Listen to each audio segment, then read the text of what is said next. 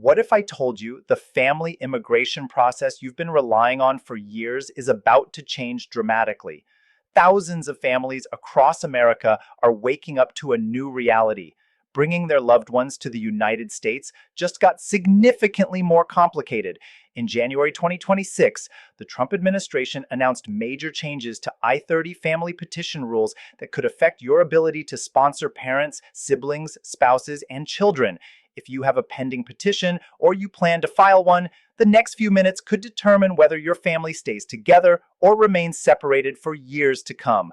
Hello, everyone. You're watching Us Money and Move, and I'm your host, bringing you the most important updates on American immigration, visas, and policy changes that directly impact your future in the United States.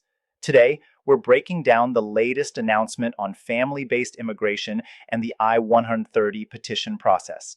These changes are expected to take effect in early 2026, and if you don't understand what's happening, you could face massive delays, denials, or even long-term separation from your family members. Watch this video until the very end. Take notes and please subscribe to Us Money and Move so you never miss an important immigration update that could change your life.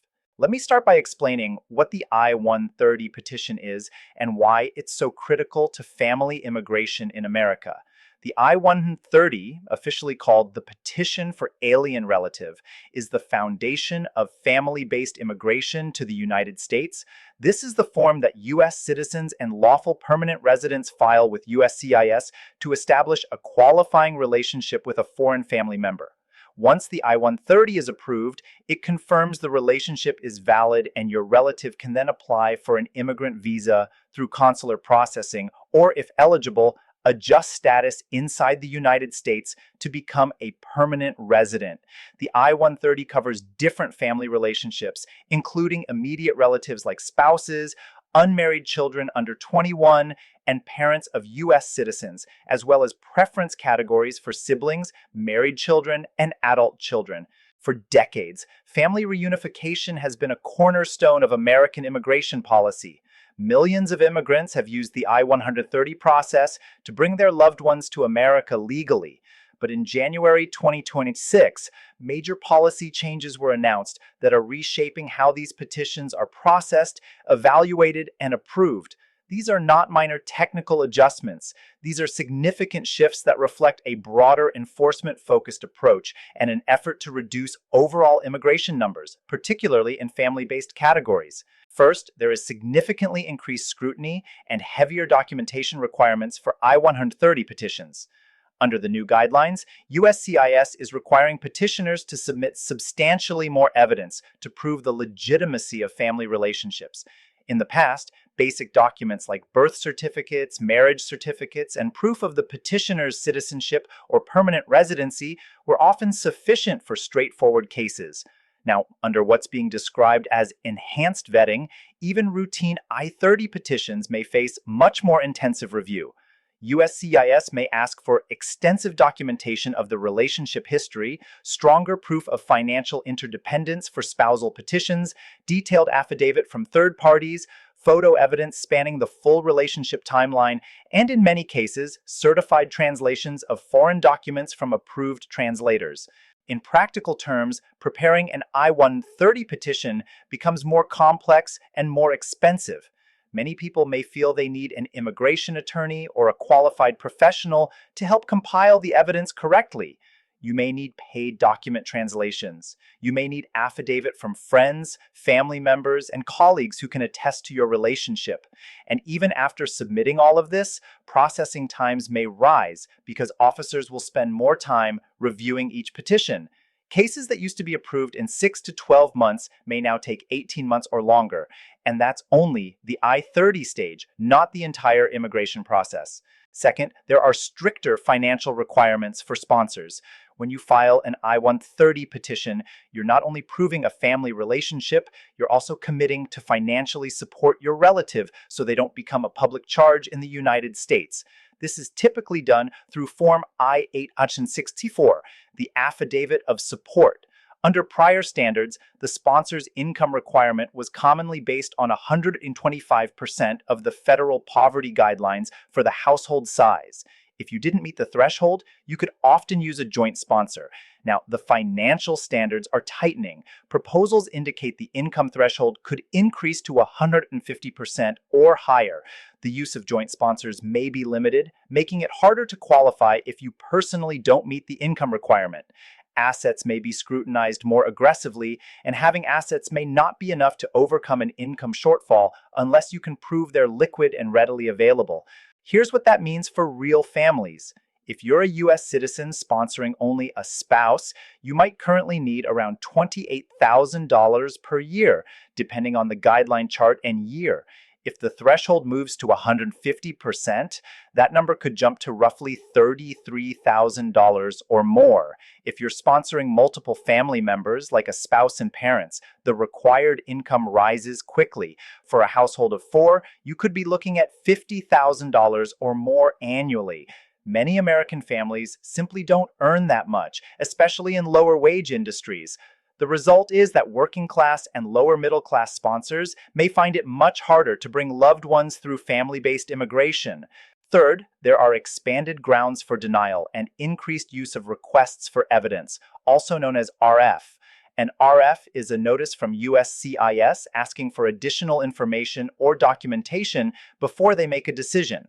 The rate of RFS has increased, and under the new 2026 approach, USCE officers may have broader discretion to question the bona fides of relationships and deny petitions based on concerns that can feel subjective, such as whether a marriage seems genuine, whether family ties appear strong enough, or whether the petitioner has shown enough commitment to supporting the relative. The administration is also pushing USCIS to take a harder line on inconsistencies, even small ones. A minor date error, a different spelling of a name across forms, missing a prior address from years ago, issues that might previously have been corrected easily, can now trigger RF or even denials. The message many families are receiving is that the process is being made more difficult, more expensive, and more stressful, which may discourage people from applying at all. Fourth, there may be more difficulty for family preference categories due to the priority date system and visa bulletin retrogression. Family preference categories are limited by annual numerical caps, which creates backlogs, especially for countries with high demand like Mexico, the Philippines, India, and China. Your priority date is the date USCIS receives your I-130, and that date determines your place in line. You can only proceed with the immigrant visa stage or adjustment of status when your priority date becomes current according to the monthly visa bulletin. Under the current direction, many are seeing deliberate slowdowns in how quickly priority dates advance. So even if your I-130 is approved, you may still wait years longer before your family member can actually immigrate. In some sibling categories, wait times already exceed 20 years for certain countries, and under slower movement, those waits could stretch to 20 or even 30 years. Fifth, there is increased scrutiny of adjustment of status applications, including cases involving immediate relatives already in the United States. Many people file I-130s for spouses or children who are already in America on tourist visas, student visas, or sometimes with complicated status histories. Historically, immediate relatives of U.S. citizens, spouses, parents, and unmarried children under 21 often had more options to adjust status if they met requirements, even if they had certain prior issues depending on the facts.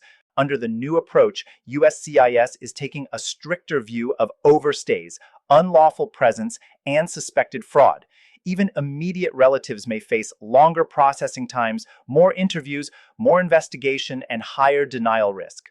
For example, if someone entered on a tourist visa and then married a U.S. citizen shortly after, USCIS may suspect misrepresentation and may investigate the case more aggressively.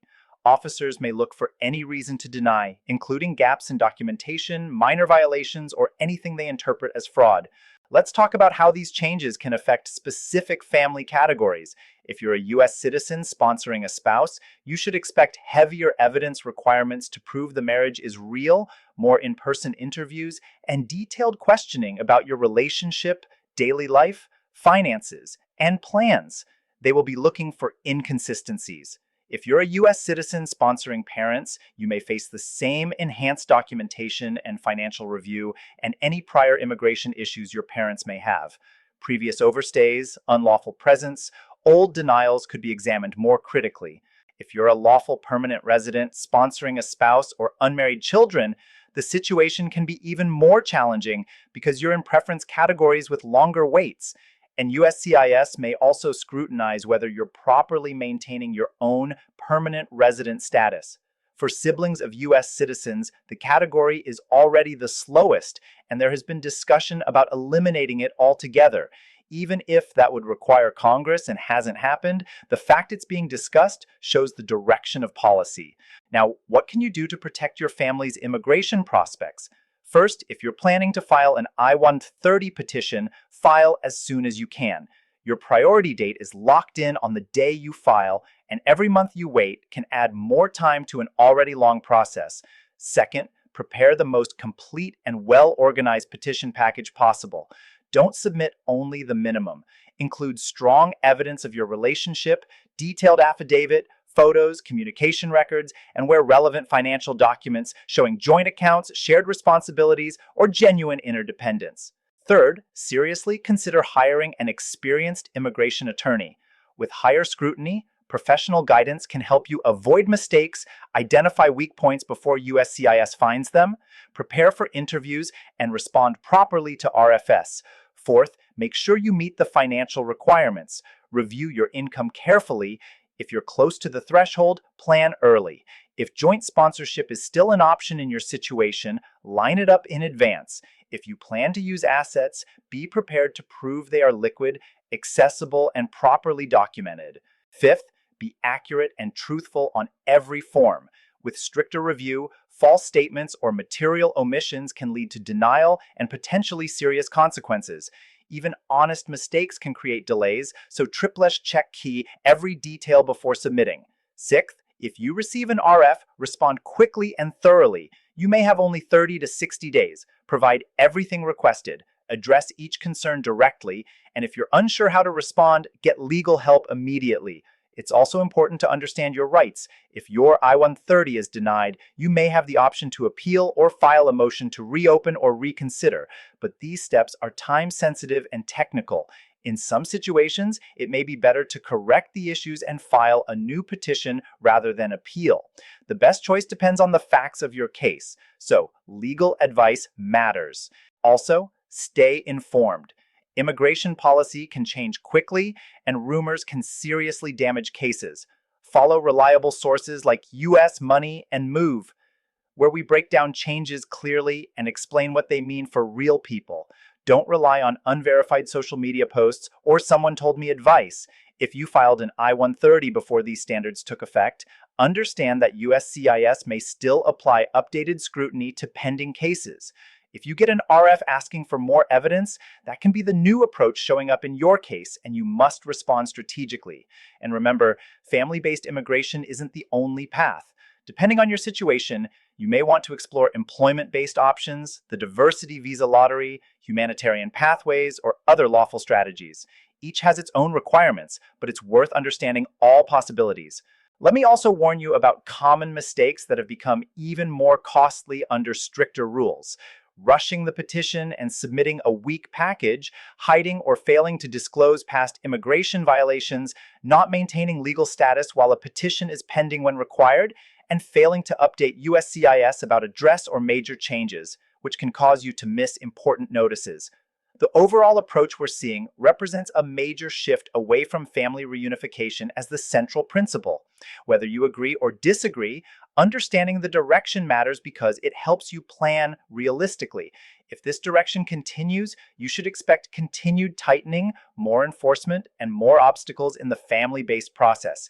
I want to be honest, these changes can make family immigration significantly harder. Many families may face longer separation. Some petitions that might have been approved in the past may face denial now. Financial barriers may block some sponsors entirely. That is the reality many are facing in 2026. But don't lose hope. Thousands of families still succeed every year. With careful preparation, strong evidence, patience, and good legal guidance, it's still possible to reunite legally, It may require more effort, more documentation, and more time, but it can be done. Here on AHT Money and Move, Ishe, we're committed to helping you understand these changes and make smart decisions. We'll continue monitoring policy updates, breaking down new announcements, and explaining what they mean for you. If you found this video helpful, hit the like button and share it with anyone going through the family immigration process. Subscribe to US Money and Move, and turn on notifications so you don't miss the next update. Policies can change quickly, and staying informed is one of the best protections you have.